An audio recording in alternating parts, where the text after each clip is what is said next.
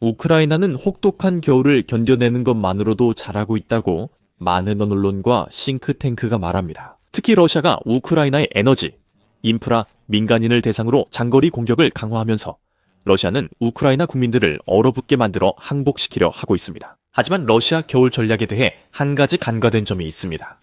네, 우크라이나는 이번 겨울을 또 견뎌야 하지만 러시아는 이번 한파를 이기지 못할 수도 있습니다. 그것은 우크라이나가 러시아군을 파괴하기 직전이어서가 아닙니다.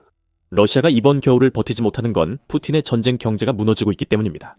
또한 2025년과 2026년의 추운 달들은 그가 예상 못한 심판을 가져올 것입니다. 왜일까요? 우선 첫 번째 이유입니다. 우크라이나 외무장관 안드리이 사비르에 따르면 러시아는 더 이상 경기 침체의 위기에 놓여 있지 않습니다. 러시아 경제는 이제 경기 침체에 들어섰습니다. 그리고 터널 끝에 빛이 보이지 않는 것 같습니다. 12월 17일 사비르는 X의 러시아의 심각한 경제 상황을 적나라하게 밝혔습니다. 러시아 예산이 적자이니 제재를 강화해야 합니다. 사비르는 이제 전쟁을 계속하는 데 드는 비용을 크렘린궁이 감당할 수 없을 정도로 만드는 것이 현실적으로 가능하다고 선언했습니다. 데이터에 따르면 러시아 정부의 제재 완화 노력에도 불구하고 러시아 경제는 심각한 문제를 겪기 시작했습니다. 러시아 경제 침체 속의 사비르는 이를 입증하는 다양한 수치를 제시했습니다. 센서넷은 2025년 1월부터 11월까지 러시아 연방 예산 적자가 사상 최고치인 540억 달러에 달했다고 보도했습니다. 그리고 그 수치는 아직도 계속 오르고 있습니다. 연말까지 적자 700억 달러에 달할 수 있습니다. 그리고 러시아는 2026년으로 접어들면서 그 돈을 만회할 만큼 충분한 수익을 내지 못하고 있기 때문에 그 막대한 적자는 더 커질 가능성이 높습니다. 즉, 블라디미르 푸틴이 러시아를 수년간 회복이 어려운 부채 상황에 빠뜨리고 있다는 의미입니다. 적자는 러시아 지역에도 영향을 미칩니다. 2024년 러시아의 여러 지역들은 120억의 집단적 흑자를 누리고 있었습니다. 이제 그 상황은 완전히 뒤바뀌어서 이 지역들은 150억의 통합 적자에 직면하게 되었다고 시비르가 말합니다. 시비아는 푸틴이 이 문제가 일시적이며 석유 수입 과세로 해결된다고 생각한다면 다시 생각해야 한다고 말합니다. 러시아 에너지 수익이 줄고 있습니다. 2025년 11월 석유가스 수익은 2024년 11월보다 34% 감소했습니다. 우크라이나 외무장관은 이로 인해 러시아 예산이 350억 달러 삭감됐다고 밝혔습니다. 부채가 늘고 수익이 줄지만 푸틴은 전쟁을 계속하고 있습니다. 우크라이나 정보국장 키릴로 부다노프는 러시아가 하루 최대 10억 달러를 쓴다고 밝혔습니다. 누구나 이것이 재정적 재앙임을 알지만 푸틴은 자신이 경제적 나락으로 이끄는 것을 모르는 듯합니다. 알고 보니 푸틴은 일부러 무시했습니다. 러시아 내에도 푸틴에게 경제 정책을 경고하는 이들이 많았습니다. 몇 달 전 사비르는 러시아가 바닥을 쳤다고 밝혔습니다. 6월 러시아 경제개발부 장관 막심 레셰트니코프가 상트페테르부르크 경제회의에서 연설했습니다. 그는 연설 중에 강력한 경고를 전하며 수치가 러시아 경제가 식어가고 있음을 보여준다고 언급했습니다. 현재 기업 심리를 보면 러시아는 이미 경기 침체 위기에 있습니다. 러시아 중앙은행도 2025년 러시아의 국내 총생산 감소를 언급했으나 푸틴은 듣지 않았습니다. 대신 러시아의 지도자인 푸틴은 자신이 임명한 경제 전문가들이 국가 재정을 운영하는 데 있어 자신에게 조언하는 것이 틀렸다고 자신만만하게 주장했습니다. 9월 레셰트니코프 발언 몇 달 뒤 푸틴은 완전히 부정하는 태도로 전환했습니다. 실제로 그 달 로이터 통신 보도에 따르면 푸틴은 러시아 경제가 침체되고 있지 않다고 주장했습니다.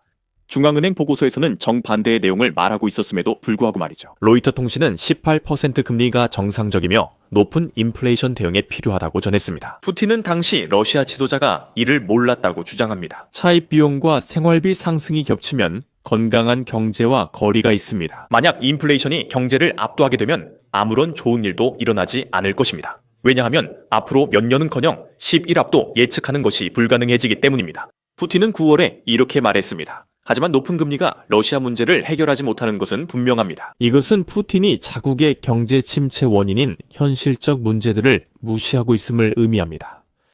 그래도 푸틴에게는 해결책이 있습니다. 푸틴은 로슈트니코프가 경기 침체를 경고한 그 달의 침체를 막으라고 지시했습니다. 폴리티코는 푸틴이 같은 생각을 가진 이들에게 경기 침체를 막으라고 지시했다고 전했습니다. 일부 전문가는 침체나 경기 침체 위험을 지적합니다. 푸틴은 어떤 상황에서도 절대 허용할 수 없으며 매우 간단하다고 말했습니다. 로셰트니코프는 아마도 자신이 단순히 경기 침체가 일어나지 않도록 허용하지 않는다는 천재적인 생각을 미처 하지 못한 것에 대해 자책하고 있었을 것입니다.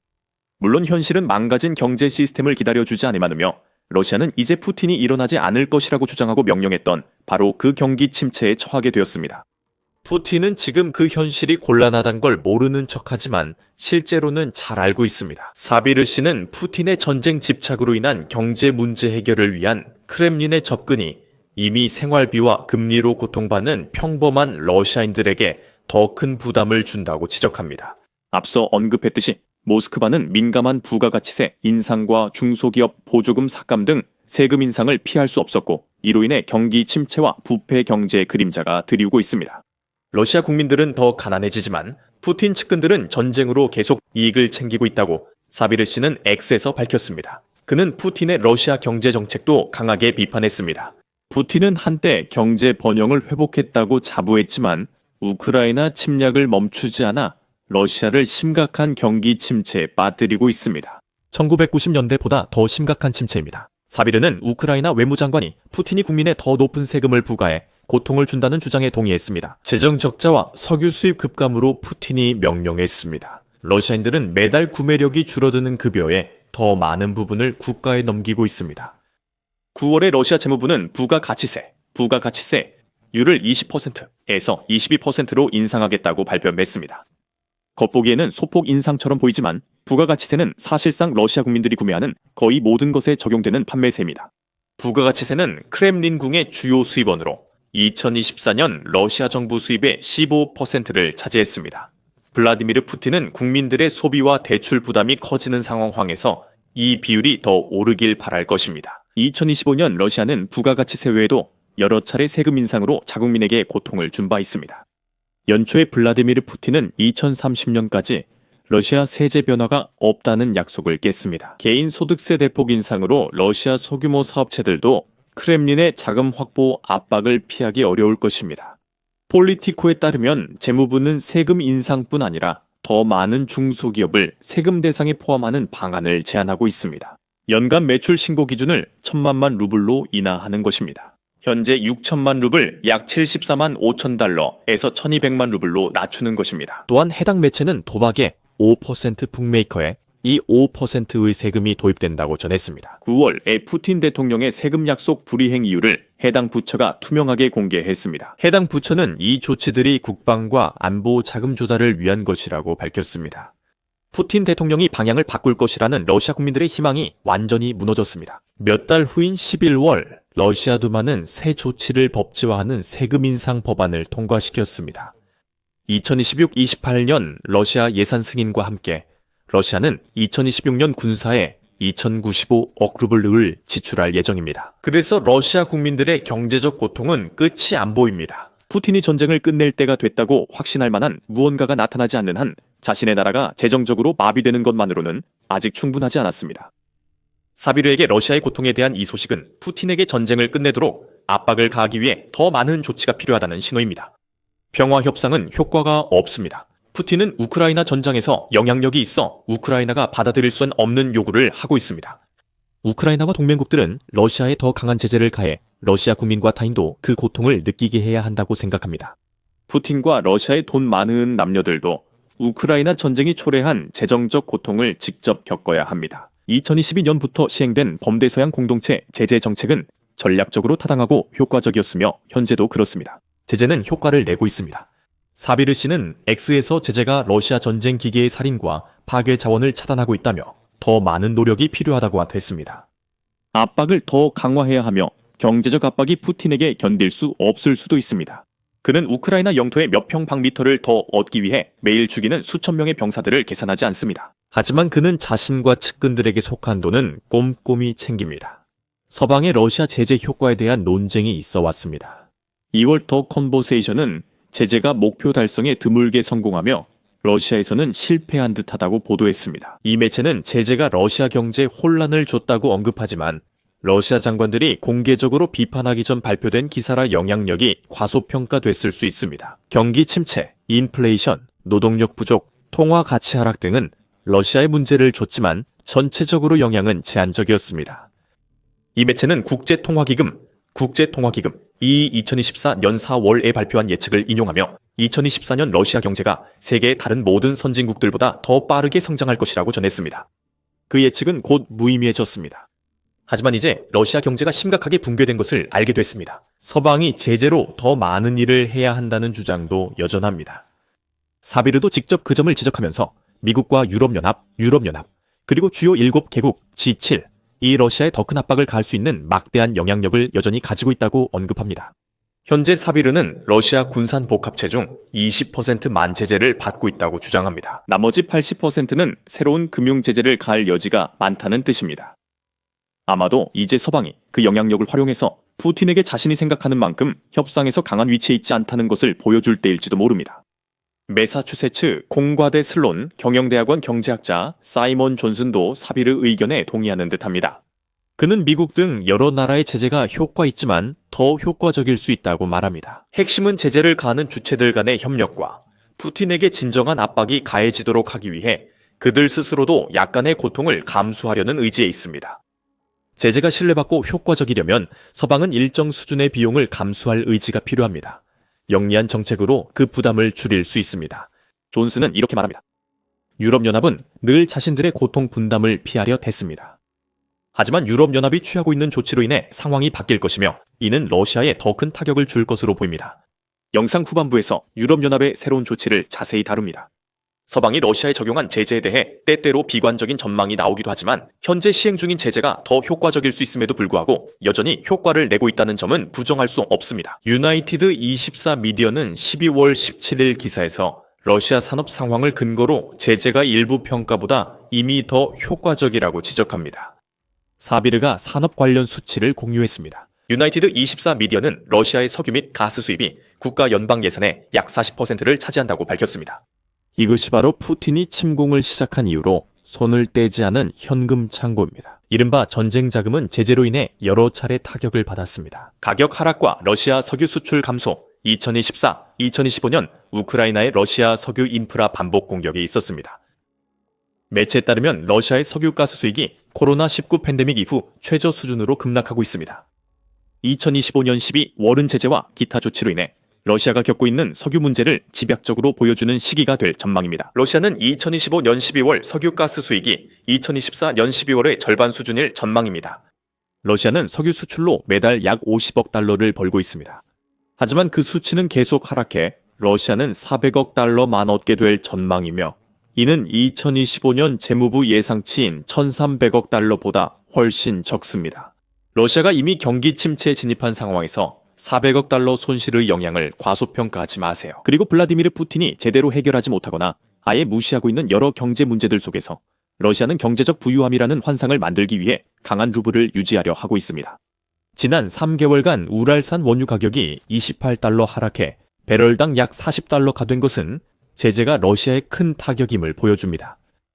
푸틴이 제재 우회를 위해 썼던 러시아의 노후 유조선 그림자 선단도 무너지고 있습니다. 러시아는 이 선박들에 더 많은 석유를 싣고 있으며 8월 이후 선정량이 28% 늘었습니다. 하지만 러시아와 그림자 선단 선박들에 대한 제재로 러시아가 이 석유 구매자를 찾기 점점 더 어려워지고 있습니다. 12월 17일 기준 약 1억 8천만 배럴, 이 러시아 원유가 아직 바다에 머물며 구매자 항구에 도착하지 못했습니다. 이는 8월 말 이후로 4천만 배럴이 증가한 수치입니다. 러시아는 여전히 원유를 팔지만 예전처럼 구매자가 몰리진 않습니다. 영국 국가범죄수사국은 약 400척의 그림자 선박, 이 영국, 미국, 유럽연합, 캐나다에 의해 제재를 받았다고 지적합니다. 이것이 러시아의 그림자 선단 문제에 영향을 미치고 있습니다. 제재를 받은 선박은 보험 가입이 더 어렵고 항구에 입항 허가를 받을 가능성도 낮아집니다. 로이드 리스트는 EU가 푸틴의 그림자 선단을 돕는 여러 기업도 제재했다고 덧붙입니다. 이로써 푸틴의 제재 회피 편법에 대한 압박이 더 강해지고 있습니다. 이로 인해 우리는 제재가 러시아 석유가스 수입에 미치는 영향을 직접 보고 있습니다. 사비르가 말했듯 추가 조치가 필요하며 이는 앞서 언급한 내용으로 돌아갑니다.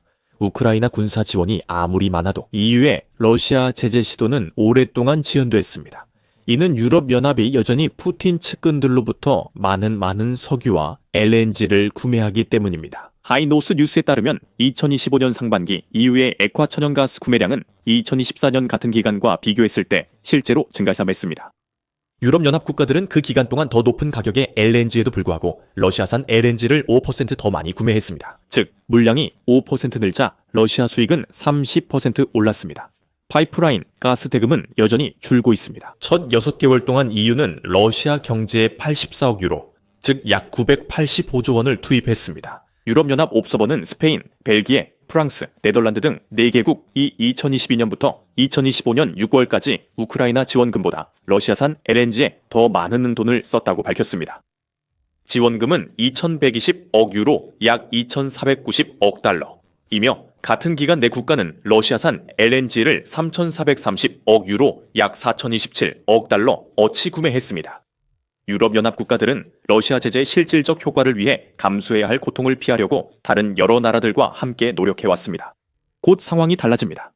12월 17일 유럽의회가 새 규정을 통과시켜 EU는 2026년 초부터 러시아산 액화 천연가스 현물 거래를 금지할 예정입니다. 해당 법안에 따라 유럽연합 국가는 2027년 9월 30일까지 러시아산 파이프라인 가스 구매를 중단합니다. 이 법안은 찬성 500표, 반대 120표, 기권 32표로 통과되었습니다. 이제 유럽 이사회가 금지 조치를 공식 승인하면 모든 절차가 마무리되며 이는 거의 확정된 일입니다. EU는 12월 17일 통과된 법안에 따라 러시아산 석유 의존도 감소 방안도 모색 중입니다. 유럽연합 집행위원회는 러시아산 석유 및 석유 제품 구매 금지 추가 법안을 제시하겠다고 약속했습니다. 그 법안은 2026년 초까지 EU에서 통과되어야 합니다. 또한 모든 금지 조치는 2027년 말까지 시행되어야 한다고 명시해야 합니다. EU가 드디어 자신의 이중 기준을 자각한 것 같습니다. 러시아산 액화 천연가스 수입 금지와 이후의 석유 수입 금지가 결합되어 푸틴의 우크라이나 전쟁 야망에 마지막 못을 박는 결과가 될 수도 있습니다. 러시아의 전쟁 자금은 무한하지 않으며 이미 고갈돼 경기 침체에 접어들었습니다. 러시아는 큰 부채를 안고 있으며 수익도 충분하지 않습니다. 겨울은 이미 러시아에 큰 타격이 될 겁니다. 앞으로 몇 달간 러시아 경제는 한계점에 더 큰 압박을 받아 암울함이 심화화될 것입니다. EU가 러시아 동결 자산을 활용하는 새 계획을 실시려면 러시아 상황은 더 악화될 수 있습니다. 러시아가 경제 위기에 빠진 상황에서 우크라이나 재정 지원 대출안이 제안됐습니다. 그 거대한 새로운 계획과 그것이 전쟁에 어떤 영향을 미칠 수 있는지에 대해 저희 영상에서 확인해 보세요. 이 영상이 재미있으셨다면 더 밀리터리 쇼 구독하고 러시아 경제 붕괴 소식도 받아보세요. 시청해 주셔서 감사합니다.